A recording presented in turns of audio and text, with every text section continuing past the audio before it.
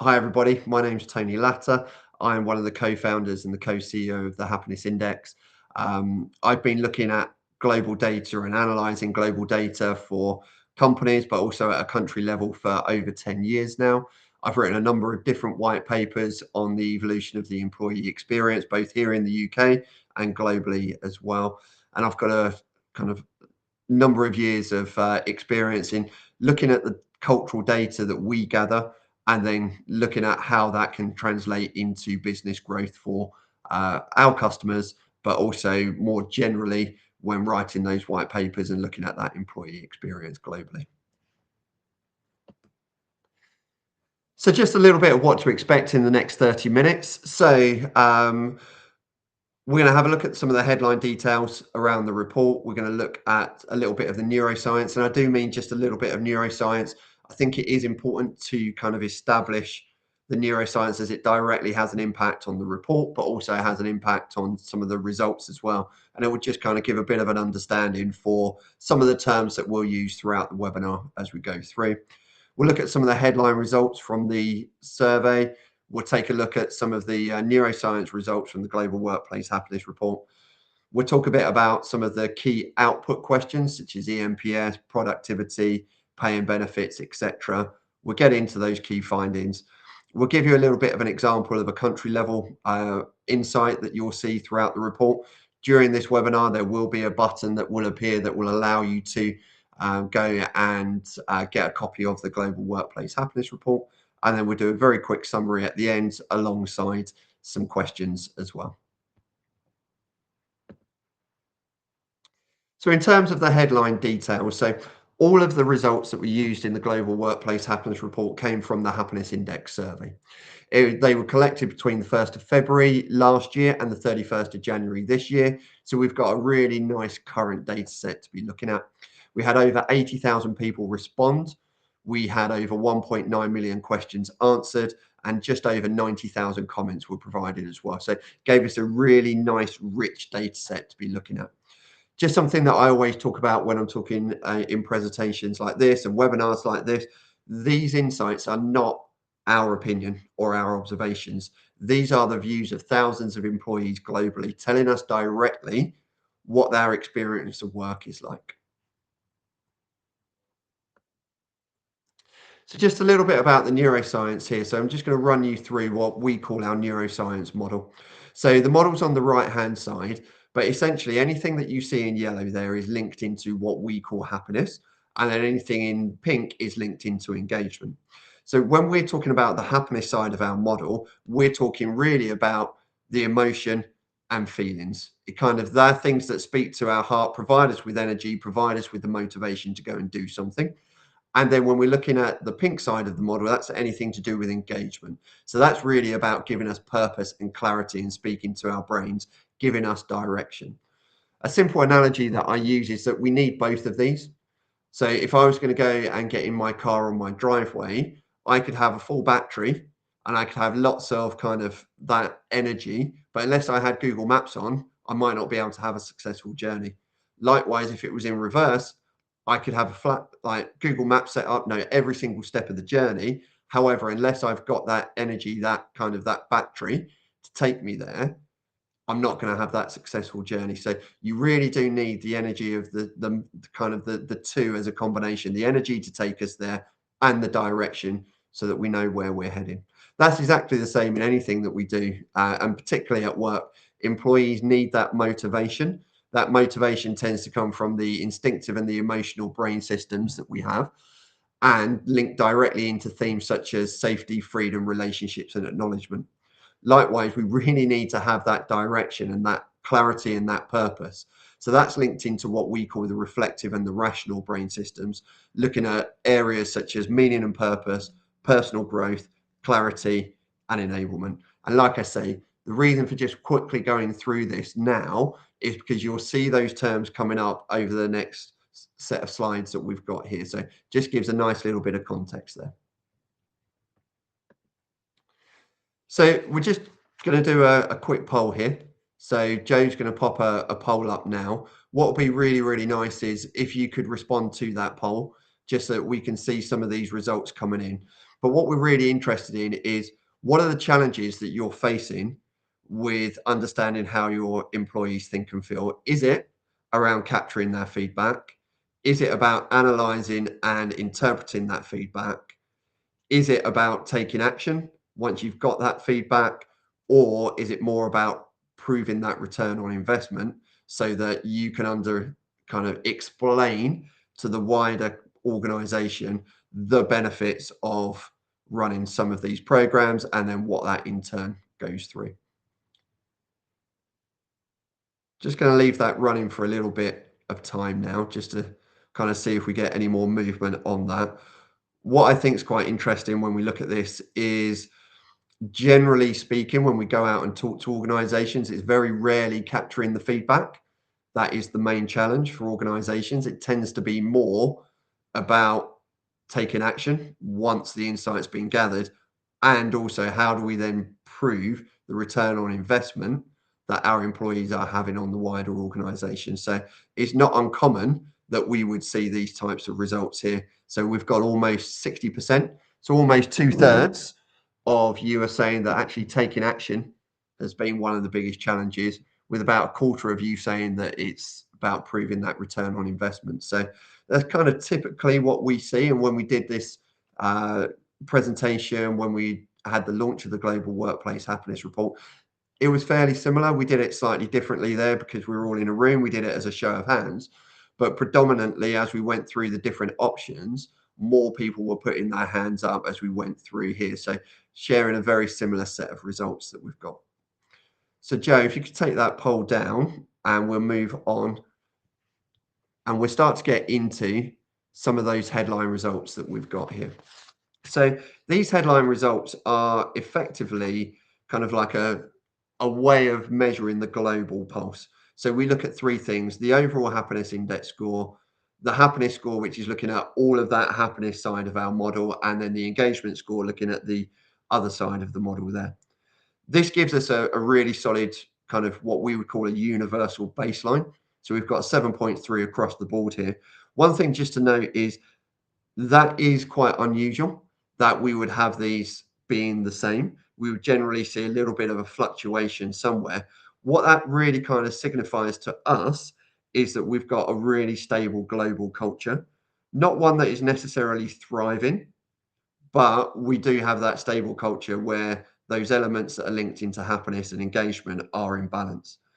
But these are just some of like the headline numbers, and they're only really the start of the story. The key for us is really understanding the why behind some of these numbers. So that's where we're going to go into now. We're going to start looking at a little bit of the analysis by neuroscience. So we can see some of the themes that we mentioned earlier on when we were talking around the methodology here. Some of the things just to really point out are that we're starting to move beyond the basics of satisfaction to measure really that kind of deeper seated emotional and psychological drivers of the workplace. Areas that really stand out here, we can see enablement scoring 7.8, relationship 7.7. So they're the highest scoring themes that we've got.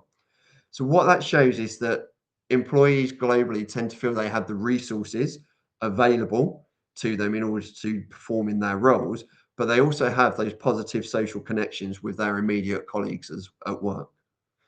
Areas that stand out in terms of areas for improvement are acknowledgement, which scored 6.8, and growth, personal growth, which scored 6.8 as well. Both of these are what we would call in the danger zone, where there is a lack of that recognition, but also maybe people are feeling like their careers are stagnating, not necessarily having the challenge in their role, or kind of being able to kind of have those learning and development opportunities. What's interesting, and we'll kind of come on to this as we go through the presentation, both acknowledgement and personal growth are strong predictors of advocacy and retention, yet we know they don't score particularly well. So by failing to invest in those two areas, organizations are directly hurting their opportunity to attain and to retain really key talent within their organizations. What it also suggests to us as well, by looking at things such as enablement scoring really well, clarity not far behind, is that organizations are very good at what we would call the mechanics of work, i.e., What is it that we've got to do, and do we have the resources to do that? However, the real work for leaders is how do we move beyond those mechanics of work? How do we move into those areas such as acknowledgement that we talked about earlier, that we know has a really big impact on the overall employee experience? So there's a couple of key takeaways to take from there just by looking at the neuroscience behind the happiness index. Now we're going to move on to the what we call output questions. These are essentially the kind of some of the key drivers that we have and that we look at. So employee net promoter score. Some of you are probably familiar with that, potentially using that internally within your own organizations. What this is really telling us is that we have quite a neutral culture globally. So what we've got here is a score of +1. For those of you unfamiliar with ENPS, it's on a scale of -100 to +100, i.e., if all of your employees were detractors, you'd be on -100. If all of your employees were promoters, you'd be on +100. So to get a score of +1 is almost bang in the middle of the scale there, suggesting that there are just as many who are either detractors or passives who aren't necessarily going to be advocating for the organization, as there are people who would do that. When we look at productivity, score of 7.6, so that's a fairly kind of strong score for the level of productivity. When we come to pay and benefits, what we're seeing is a score of 6.5, generally suggesting that employees globally aren't necessarily happy and scoring particularly well for pay and benefits, and maybe not being rewarded in the way that they think that they should. Another key question that we asked was around intention to stay. So that was particularly linked into intention to stay at the organization they work at for the next 12 months. We break that down into three areas: likely to leave, passive, and likely to stay. So what we can see here is that you've got, if you looked at the likely to leave and the passive, that's 28%. So that's just over a quarter of the global workforce that are potentially open to moving roles over the next 12 months, which is a really kind of big figure, something that surprised us a little bit when we were starting to analyze the data. So these are the results that kind of really kind of show you the headlines. What we're going to look into now, what are some of the cultural levers that you can pull as organizations to try and move these scores into the right direction? So how can we start to improve some of those scores? So the first key finding that we found was that organizations are investing the most in areas that actually matter the least. So when we look at this, we're looking at things like what are the strongest predictors of happiness at work? And as you can see here, at the very top, we've got inspiration and belonging. We've run a key driver analysis, so we're looking at a correlation analysis here between the overall how happy are employees and what scores contributed to that. So, for example, those people that scored really well for the overall how happy question also scored really well for things like being inspired by their workforce, having that feeling of belonging, feeling valued as an individual. They didn't necessarily score particularly well for things such as clarity on the requirements of the job role, or how able are you to manage your own workload. So typically what we are seeing is we're seeing lots of organizations tending to invest in things like workload management systems. We tend to see them looking at things like communication. How do we get that communication process, the internal comms throughout the organization? Now, we're not saying that these things aren't important. Of course, they are important. However, they're not necessarily the things that are going to have the biggest impact on how an employee experiences their work at that organization. So one of the things that we would really look and recommend to people is how do you then start to improve the employee experience? How do you then start looking at things like inspiring your employees, creating that sense of belonging, making sure that they feel valued? All of those things are incredibly important to providing us with motivation as individuals. We're going to move on now onto the next key finding, which really looks at where people work and what area has the largest impact on how they feel about their work, what location. What we tended to find was that location had the biggest impact than any other variable in the study on how people scored, more so than things like seniority or age or gender, any of the other demographics that we measured by. So where people work really does matter. What we started to find was organizations we speak to, both who are our customers, but when we go to events, lots of debate and conversation around people returning back to the office and how often should people be returning back into the office. And what we're seeing in these results is that actually getting that mixture right is really, really important. So it's not necessarily a blanket return to the office, but can you find the right balance for your organization? Is it 2 days, 3 days, 4 days, whatever may be right for you? What we can see here in the highlighted area is the scores for the remote and hybrid being far higher than if you are just field based or out in the office all of the time. What we're seeing is not necessarily the recommendation to make everybody work remotely, but actually getting a blend of that office and that remote environment where that's possible, because not all organizations have that opportunity to do that. That can be really important. One of the key takeaways that we saw when we started to delve down into looking at this and combining it with, for example, the age of employees, something that really stood out to us was the 19 to 29-year-old age group actually scored higher for hybrid rather than working remotely or working in the office full time. Having that flexibility of working remotely, but also in the office was really, really important. When we then dug down deeper into that, one of the really key findings was it was because it gave them better learning opportunities, opportunities to just ask questions of their colleagues, opportunities to see what kind of modeling the right behaviors look like from their more experienced colleagues as well. So getting that balance right was really, really important. The next key finding that we found was that, as we talked about here, the younger colleagues kind of really wanting to be in that office environment, that work style of hybrid really working for them. We look at things like the hybrid scores, which are in pink. We look at the blue, which is in the remote category. You can see that things like career progression, challenging role, amount of learning opportunities are all outscoring for that hybrid compared to the remote. So really just adding some data to visualize what we had spoken about previously. It's also easier for an individual to demonstrate that they are ready for career advancement by having more of that face time. So for those of you that have the opportunity to have hybrid working, it'd be really interesting for you to start thinking about, are you seeing a similar thing within your organizations as well? Are you seeing that those younger age groups are actually thriving by having that regular contact in an office environment with their elder colleagues?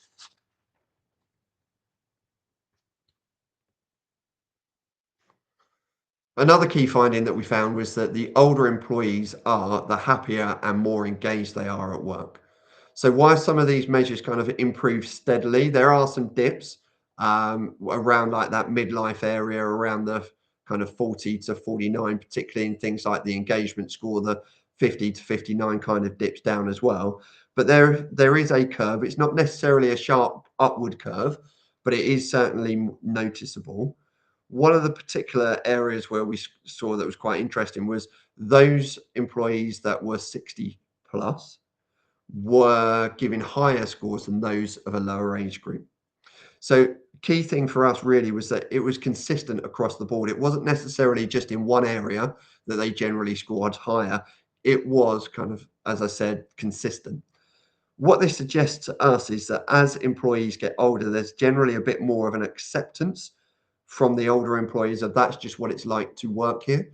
I think that if we think about our own careers, there's probably been employees that we've known that have kind of become ingrained into the culture of an organization. There is that level of acceptance of what it's like to work there. Although that's not necessarily an advocating position, it is a growing acceptance that this is what it's like to work in that organization.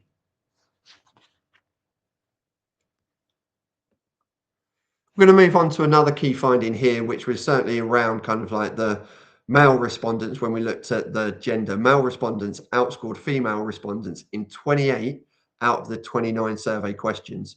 And the one question where males didn't score higher, there was a tie there. So the gaps individually aren't particularly significant. We're only talking kind of like maybe a 7.2 versus a 7.3 in favor of males, etc.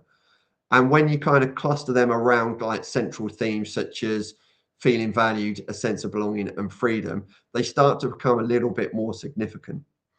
What we also found as well was that where the larger differences came through was around more of the emotional elements, such as feeling valued, that sense of belonging, that freedom. That's where we started to see some of those larger gaps forming. So again, we've got a real disparity in some of the scoring going on here at the moment, and there are some big and significant gaps around some really key areas. When it comes into looking at areas such as acknowledgement and personal growth, we mentioned earlier that they were the lowest scoring themes, and they were in kind of the majority of the countries that we looked at. Yeah, there was a really strong correlation between acknowledgement and personal growth with advocacy and retention. So we're going to look at retention first. So when we look at the retention side, we can see that out of the top 10 drivers of retention, five of them linked into acknowledgement or personal growth. So for example, the questions that are in blue are linked to acknowledgement and the questions that are in pink are linked into personal growth. What we see on the advocacy side, so the advocacy was the measurement of the employee net promoter score. Actually, 6 out of the 12 key drivers of employee net promoter score were linked into either acknowledgement or into personal growth. What this demonstrates is both of these are significantly important to individuals, but we also saw that they score very low. So it's a really important lever for organizations to start to pull is how do we look at our acknowledgement?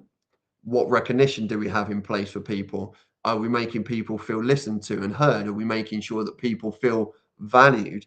Are we communicating well with them, providing them with feedback on a regular basis? Or in the personal growth space, as we looked at earlier, are people feeling challenged in their role? Are we feeling that there are opportunities for learning and development, that there are opportunities to progress their career? I think it's really important when we talk about personal growth, we're not just talking around career progression and advancing, because that may not always be possible for individuals to do that within an organization. However, there are other elements to personal growth, such as feeling challenged, and also are they having those opportunities to learn and develop?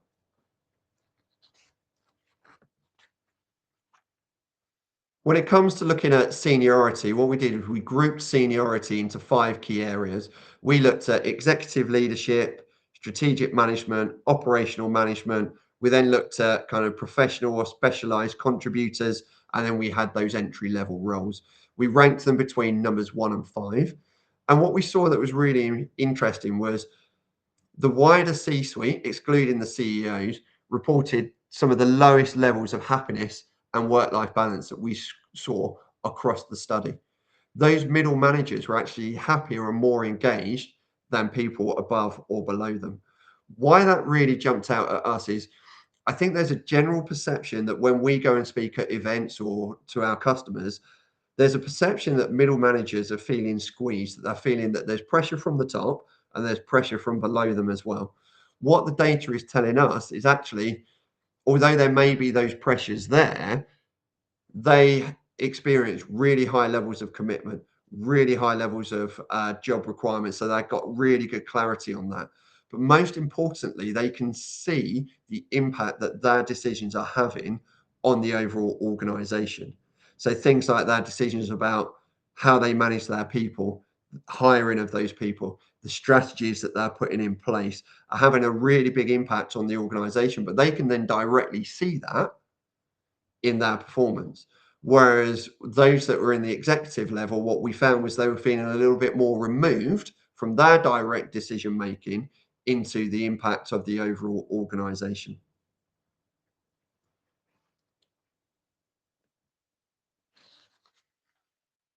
When we started to look by organization size, one of the key findings that we found was that those mid-sized firms sit in a bit of a trough because Analyzing the data. When you work in smaller organizations, there generally tends to be an intimacy in those smaller teams. Information tends to flow quite well. Things tend to happen quite organically. And then when you get into the larger organizations, there's a lot more infrastructure in there. So when you're getting into organizations that are kind of like 1,000 plus, lots of processes will be in place.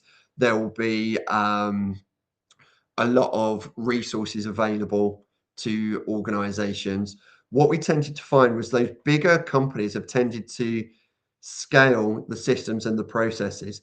They've effectively industrialized the employee experience. They've made it easy to pay their people. They've made it easier for the people to know their roles through internal comms, etc., intranet sites. Lots of people have access to resources, so there may be like learning banks that they can go to. LMS systems in place. Those things may not necessarily be in place in some of those smaller organizations that sit in the middle. We're tending to look at organizations that kind of go from, let's say, around 50 employees up to around 250 employees. We'd kind of call them maybe kind of those medium sized firms. And that's because they, as we said, they tend to struggle to organically make things happen. There tends to be an emergence of a middle management layer as well, and trying to manage that layer can take a huge amount of time. But they're also too small to invest into effective processes or systems. So there's kind of a real sweet spot in that middle, which I think if you work in organizations like that, certainly something to consider. How are we communicating with people? What is our employee experience like in terms of the resources we can offer, etc., when you're in that particular period there? How are we managing our line managers? Are our line managers then passing that through? Are they making sure that our people are feeling that they've got strong acknowledgement, strong relationships, and team dynamics with the people that they work with? These are all crucial levers that could be pulled to try and improve scores for companies of that size.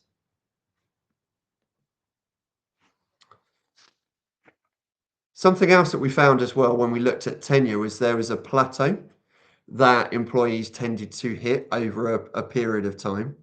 So organizations tend to start with like getting people off to a really good start. You come into an organization, strong onboarding, lots of attention, lots of plans put in place for you.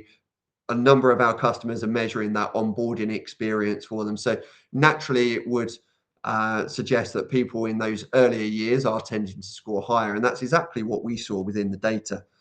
We tend to see that there was a plateau as people kind of moved forward. It's kind of like, I wouldn't say it's necessarily a downward trajectory, but certainly it's not moving in a positive trend.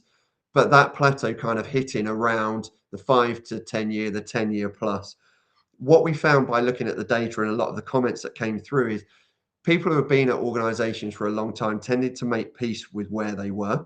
So in some of the kind of earlier tenures, like 0 to 2 years, 2 to 5, often people feel like we can make a change to the organization. You want to try and see how you can make some positive change. After time, what we found was that employees tended to mold around the culture of the organizations that they worked with. What we see kind of really interesting is that the longer that you work at an organization, they tended to become more loyal. So when we were looking at the EMPS scores, some of those older age groups were kind of getting into more of the advocacy. Although I think a big part of that from what we saw is the acceptance part kind of leading into some of that. Definitely felt like there was a bit of a sense of that when we were looking into the data. But one of the things that is really important is, as HR professionals, what can we do to reignite our colleagues the longer that they work at an organization? One of the key things that we saw throughout the data is, for example, bringing additional challenge. So you could have an individual who's worked at an organization for a number of years, but if they've been challenged in their role or moving into different roles, their level of scoring tended to be higher. Those that had kind of stagnated tend to be those people who've been in a certain role for a longer period of time. So start thinking about, well, what can we do, even if it's not about moving roles, what additional responsibilities could we give to individuals who have been here for a long time? What could we do to give them a fresh challenge to try and ignite how they felt about their employee experience? We're now going to take a little bit of a deeper look into the employee net promoter score. So this is broken down into the geography element of the Global Workplace Happiness Report. We had responses coming through from over 115 countries around the world. We really focused in on where we got the most number of responses. So what you can see here is we've got 22 countries listed up here. And almost half of the countries are in negative territory, i.e., there is a negative ENPS. We can see countries like Belgium, like France, like Luxembourg.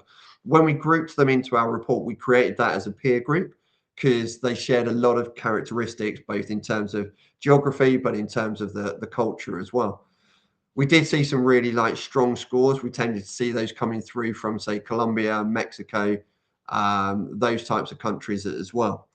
But what this kind of proves is that by having over half of the countries reporting lower scores, is that there is generally a universal struggle, regardless of the economy or regardless of the geography, in terms of getting people to advocate for the organization that they work for. As we saw earlier, things like the operational areas, the mechanics like pay and resources and access to the tools that they need to do their jobs is really important. However, they are often hygiene factors. They keep people in their seat, but they don't necessarily drive inspiration or advocacy, which is what we're looking for here in the employee net promoter score. They're not creating those brand ambassadors, making sure that people really want to advocate. And in order to do that, that means people to have that emotional and relationship connection with the organization. Areas that we saw earlier not scoring particularly highly. If those areas are to be improved, and again, thinking about the levers that you as people within organizations could make and what levers you can pull, they're really the key types of levers. How do we get people to have that emotional connection with the organization, making sure they feel valued and inspired, making sure that they're feeling listened to? How do we make sure they've got good relationships with their line manager? They've got good social relationships with the people they work with, there's strong team dynamics, good collaboration. These are the types of things that would really go and drive advocacy. One of the things that we also wanted to highlight within the report was that although we didn't specifically have a question around AI within the Happiness Index survey, one of the key things that we saw was that we know it's a hot topic in the types of things that we talk about when we go and work with organizations. However, they're not necessarily things that were necessarily coming through in the comments that people were making. So AI is absolutely there and it presents enough interest to try and get some comments and people commenting on that, but it's not necessarily embedded enough to kind of truly reshape how people think about their work. So the number one comment around AI that we found when we were analyzing them was really an enablement gap. Lots of people wanting to use AI. They've seen it work for people either in other organizations or in other parts of the organization, and they wanted to try and find out how they could use it. It was more about people wanting to try and embrace AI rather than seeing AI as a threat there. But like I say, there wasn't a specific question around AI. These were just some of the things that we thought were interesting to try and pick out when we were analyzing the comments coming through. One of the things that I just really wanted to signpost you to was that within the report, we have country level insights. So you can see a little bit about what that looks like here. We've got the country snapshot, which is the UK. So there are 17 country snapshots in the report. Each of those snapshots is benchmarked against the global score, but also a peer group. So do you remember earlier I mentioned around Belgium, France, and Luxembourg being grouped as a peer group? We've done that for all of the countries that we've featured in the snapshot. That may be based on things like geography, economy, similar labor market characteristics as well. So these snapshots, they really contain a brief overview of the results, as well as a bit of detail around their selected peer group. So what you've got in there is you've got comparisons for the happiness index score, happiness and engagement, the neuroscience themes, EMPS, and productivity. There's a button on here as well because we're able to produce custom reports. So for any of you that are really interested in understanding a little bit more about maybe the UK and getting a report around the UK, please click on that button and you'll be able to do that. Other reports that we're able to produce are around sectors as well. So some of the reports that we're starting to produce for our customers are very much sector specific, giving them more of a deep dive of an information and a deep dive understanding of what's happening in their sector. They are then being able to use those with their C-suite and their board and providing a deeper level of insight. That's something that's become really valued at that C-suite level. And then just coming into the summary here, one of the key things that we wanted to kind of really pick out was, rather than replaying the data back to you, is what was the key thing that we noted? And the really key thing that we saw throughout all of the insights was that people experience work as a relationship. So the themes that predict happiness, advocacy, retention, those key drivers are all about how we see ourselves in the relationship that we have with our organization. So, for example, belonging. Do I belong here? Does my organization inspire me? Am I valued? Do I get feedback that allows me to understand my place within this organization? However, what we have tended to see is traditionally employers approach employment in a bit of a transactional relationship. So, and we're the same at the happiness index. So sometimes you do fall into that trap of, well, we pay somebody for their time, their skills, and their expertise. So there's a trade-off there. An employee gives us those things and we pay them. However, what's really important is these relationships that we have, and any relationship that we have within our lives, they can amplify or diminish our energy and our motivation and our commitment and our overall sense of well-being. And work is absolutely no exception to any of that. So this tension between where organizations focus their resources, such as we saw earlier in the key driver analysis, workload management systems, clarity of the communication around things like requirements of the role, as we said, still very, very important. However, they are not necessarily the things that employees are telling us are the most important things to them in their current workplace. A final point that we used at the Global Workplace Happiness launch event, and also something that I think is a good reminder, is culture is never perfect, it's never finished. Success isn't about a final destination, but it's about that ongoing commitment of measuring, understanding what are our cultural strengths, what are our cultural weaknesses, how do we as an organization make improvements in those areas, how does my board, my C-suite, my CEO, how do they view culture? What's their attitude to culture? How do we make sure that it's something that we are continually investing in? How do we make sure that it's something that we use as the foundation of the success and the performance of our organization? And we've talked a lot about the Global Workplace Happiness Report. We've talked a lot about the Happiness Index survey. So what we wanted to include in here is a way for you to be able to benchmark your organization as well. So if you scan the QR code that's on the screen right now, what that will allow you to do is go to a page on our website.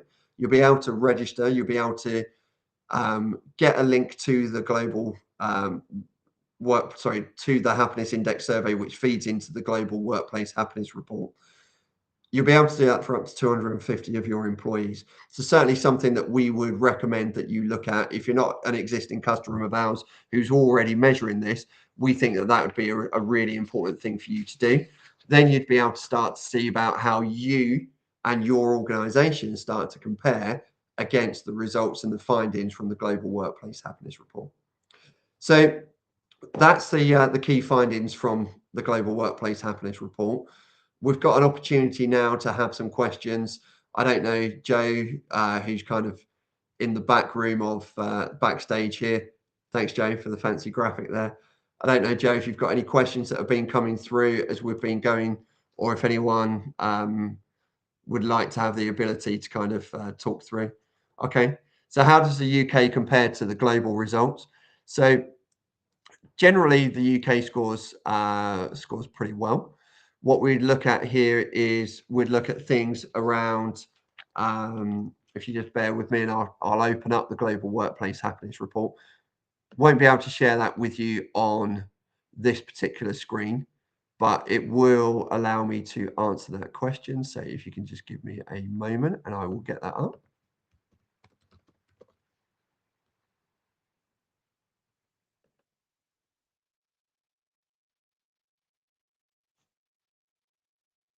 So it's just loading up here. I'm just going to go through it and find the UK.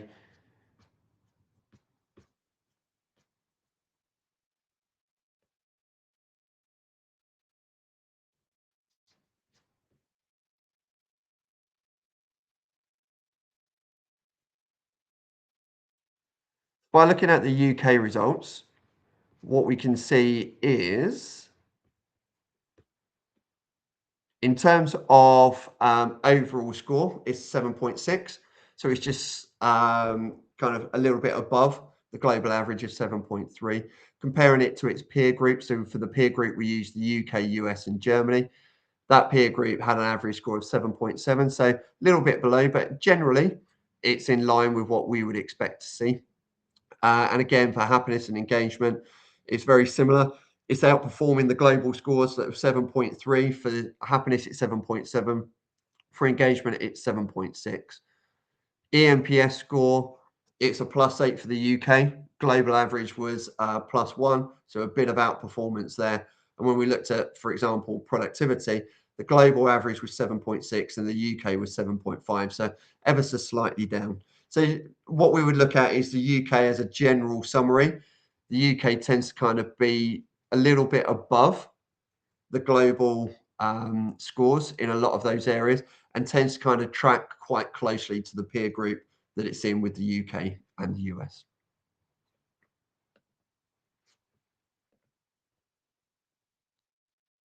So how do these years' results compare to last year's and the years before? What are the key differences? So yeah, thanks, Sue, for that question. What we're tending to see is we're kind of tending to see a bit of a downward trajectory on some of these scores. Um, some of these things, if we look at what's happening more in the wider economy, I think some of these things are having impacts on the decisions that organisations are making. If we look at particular sectors, let's take something like a tech sector.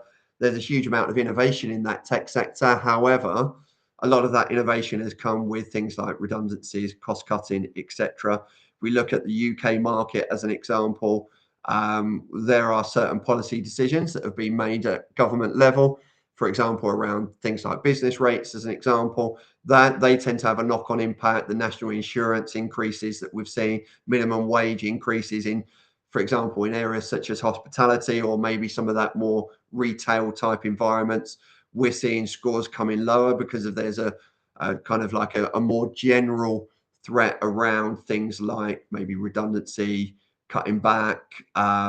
Even this week in the UK, you've seen things like WH Smiths were sold earlier this year to a company called TJ Jones or TG Jones.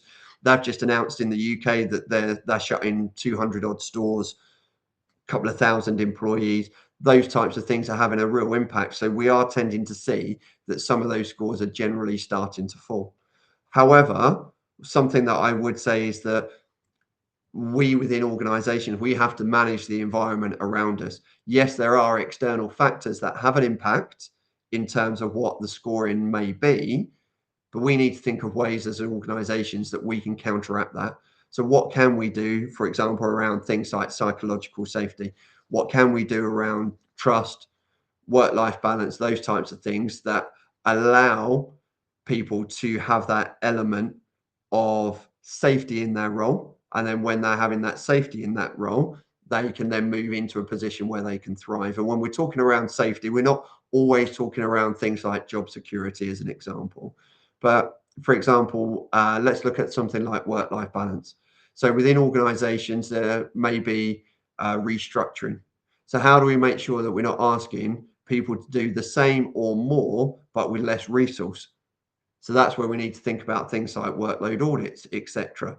So these are some of the things that are really, really important. But just coming back, so just as a summary, we are starting to see scores dropping, and we are starting to see that happen in some of those safety type areas that I mentioned there, like work-life balance, trust. We're also starting to see that have an impact on things like acknowledgement. So how valued are people feeling? As organizations, some people are getting more stretched. Do they have enough time to then start thinking about, am I listening to my employees? Are we giving regular feedback, or is feedback something that slips?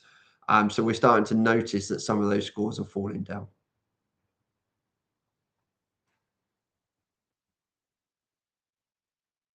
Yes, we are planning to have Africa included in the report. One of the things that we looked at, this was the first report, we called it Year Zero. So there are a number of learnings and things that we would want to take forward from this report. One of them is around coverage of where can we get responses from. There are a couple of locations that we looked at. One of those would be absolutely Africa. And yes, that is something that we would be interested in collaboration around how could we collect data and have access to African employees. So yes, that would definitely be something that we'd be interested in. Joe, if you wouldn't mind just making a note of this particular question, then that's something that we can come back. You guys can't see Joe, but he's given me a big thumbs up in the backstage area. So yes, that's certainly something that we could look at.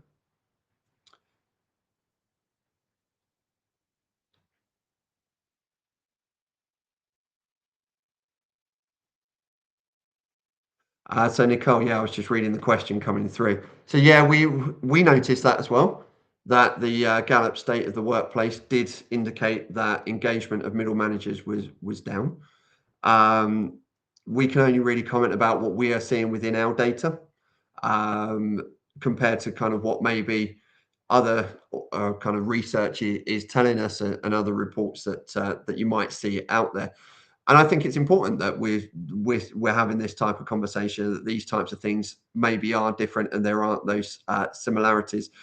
I can't talk specifically about the Gallup State of Work kind of data and where that came from, as you put in your question there. But what I would say is I think that it is a key thing is about what are you asking people, the level of impact that those people in the middle management area, that organizational impact was really, really big for us within our report, and the scores that they were giving there. Their ability to see the impact of their decisions was really what was driving that high score here. So that may be a slight difference between kind of what we're asking for in terms of some of our questions compared to what the Gallup State of the Workplace report was scoring as well. Do we have another question, Joe?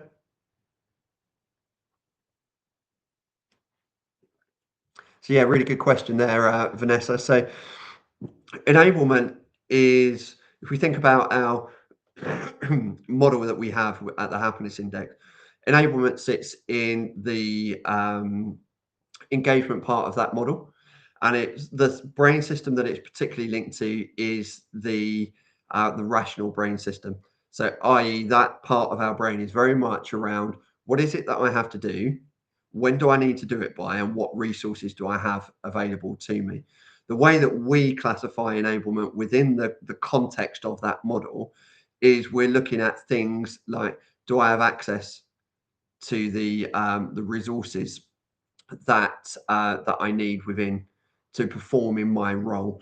Those types of key areas I think are really, really important in terms of driving enablement within an organization.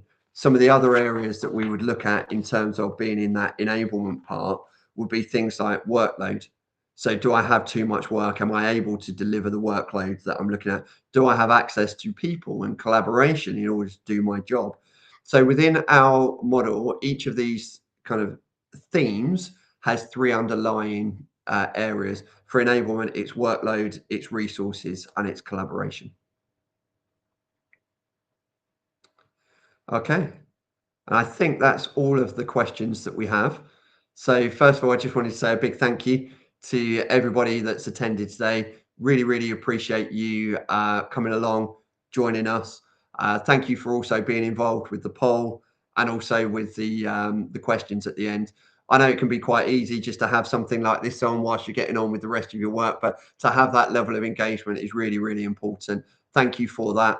Hopefully, you've got lots of really good insight from this session, but something that I'd certainly encourage you to do is to go away, certainly download the Global Workplace Happiness Report. There's been a link into it through the presentation here and throughout the webinar.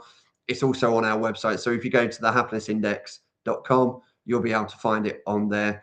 And also around those custom reports, if you are interested in identifying and having a little bit more information around your particular country, your particular sector, that please click on the button that's currently on the screen. It'll take you to a page, just register some details, and one of our team will reach out to you understand a little bit more about your needs and what you're looking for, and then we can look at how we could go about creating a custom report for you. But I just wanted to say a big thank you for coming along today. Thank you very much for being part of the webinar, and hopefully we'll see you on more of our webinars in the future. Thanks a lot. Take care. Bye bye.